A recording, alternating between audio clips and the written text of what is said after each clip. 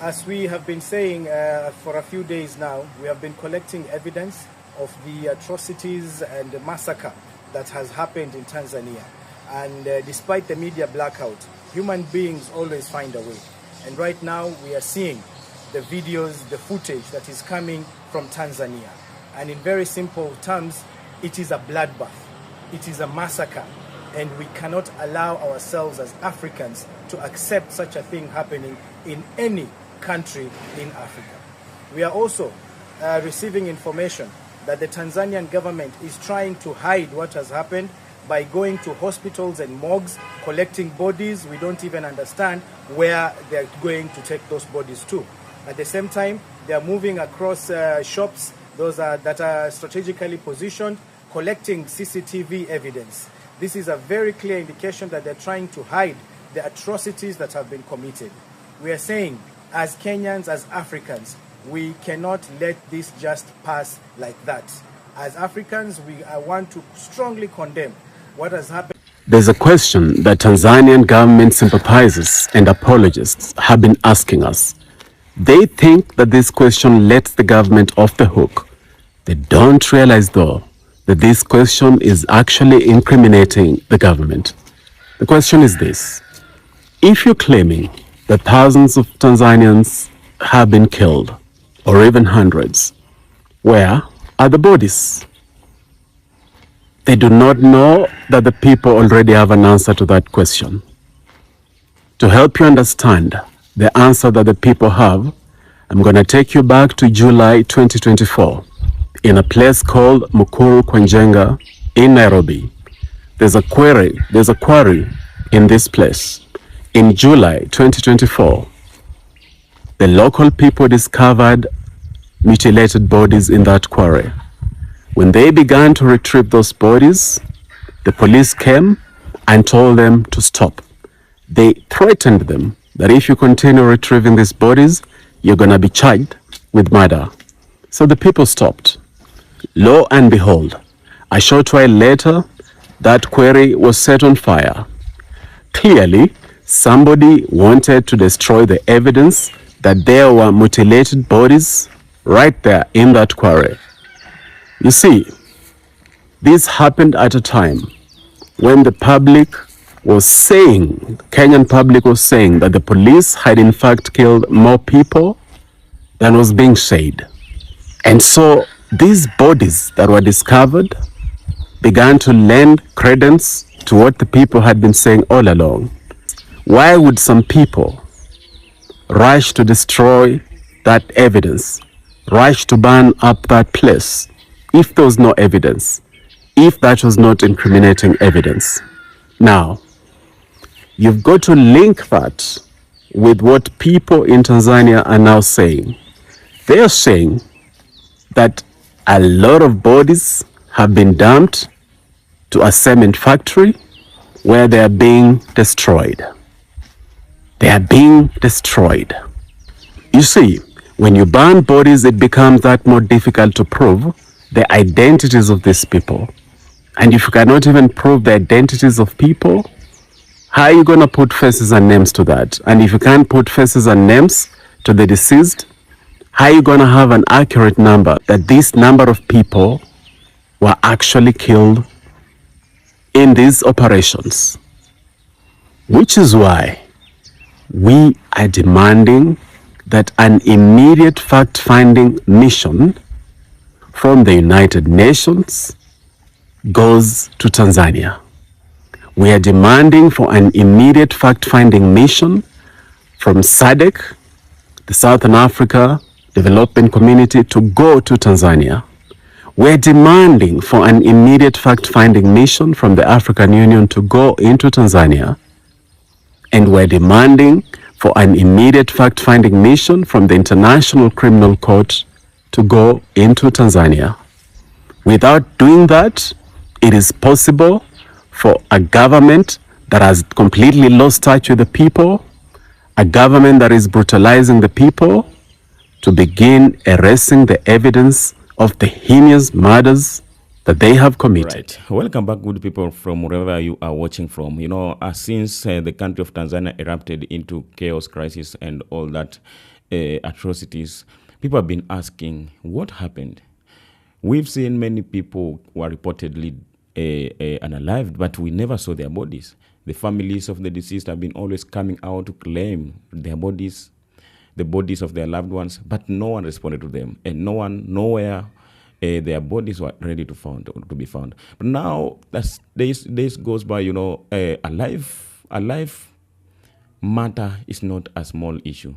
It's not a little issue, but that is a very big issue that it must be responded and it must be worked for. So people have not been sleeping in the country of Tanzania following all that happened, which the people felt like something must be done. Something must be done. Something has to be done. And that's why people have been always going out every day to follow up all that happened and to find out where are these bodies?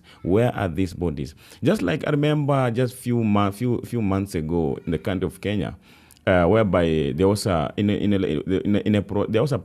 protest, and many people were reportedly killed, but there was nowhere for them to be found. Nowhere the bodies were to be found. The families were coming out to cry, to complain, to request their bodies of their loved ones, and the families came out, many to report about the high number of the people who just went missing, until the time, if you can remember, the scene of quarry dumping site where hundreds of bodies were discovered, kept on bags, the body parts, the people who were brutally slaughtered and kept on sacks and thrown to that dumping site. So following that incident, government came in and started to threaten the people who are following up and getting out all those bodies. And they came out with the idea of burning that area completely. That was the format of hiding the evidence.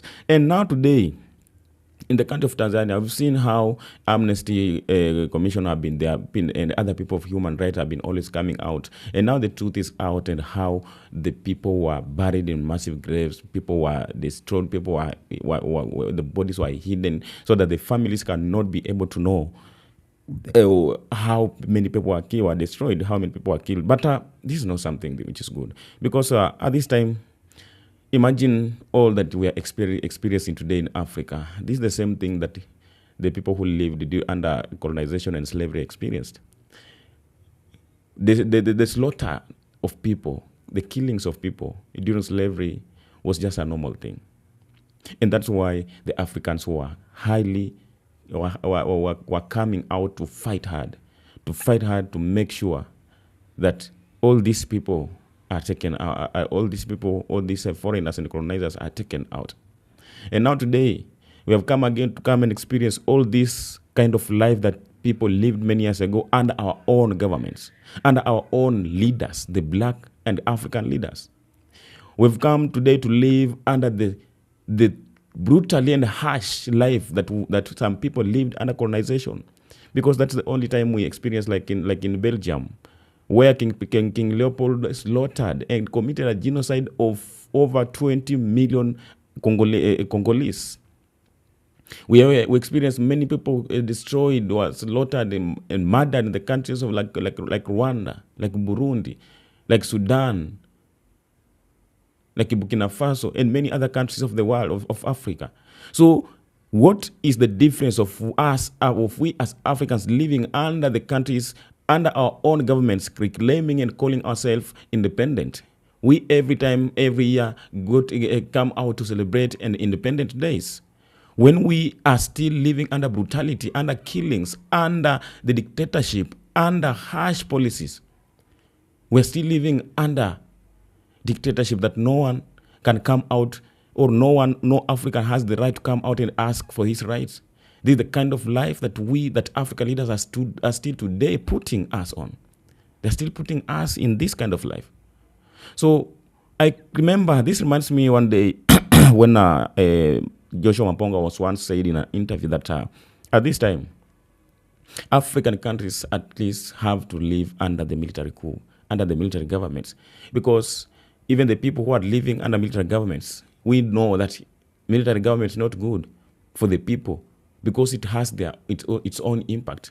But now it comes to the point where you say that it's better to face something that you know you are facing, knowing that this is not good, but we have to just find the way to survive in it, than living in a position where you believe that this is the best position for you to get your peace, to be protected, and to get everything that you need. But at the same time, it's the same position that is denying you peace, justice, and taking away your life, destroying everything that you have ever built. So today, when you see Africans coming and start to hype the names of military leaders, when Africa today failed to unite, failed to live under peace, when today Africa is destroyed, it is a responsibility of the African leaders, because they are the ones who have come today to justify to the Africans that democracy never existed. Good governance is a dream. So it's a matter of Africans finding themselves a way on how to survive, how to live peacefully, and how to get their own freedom. That's why today, when you see leaders like Ibrahim Traore coming out and people are celebrating, cheering his name, African leaders feel bad, feel embarrassed, because they feel like now people are trying to betray their own way of governance.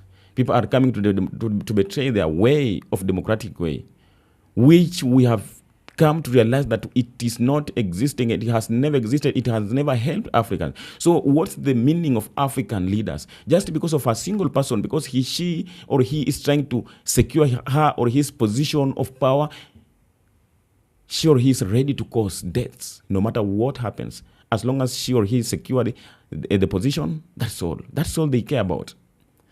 And now we have thousands of bodies, more than 5,000 bodies, which were buried in massive graves in the country of Tanzania. These were sons of some people. These were parents. These were daughters. These were family members. These were people from the important people from the community. These were the young people who have the best dreams of African continent, but their dreams were cut off just because they came out to ask for reform, to ask for freedom, to ask for the change, and to fight for the revolution of their country, believing that they are fighting for their future and their future generation, but they ended up losing their life, and the government has nothing to do. Today, up to this time, today, many people are celebrating, but today, many families in the country of Tanzania are not able to celebrate because they have never yet healed their wounds.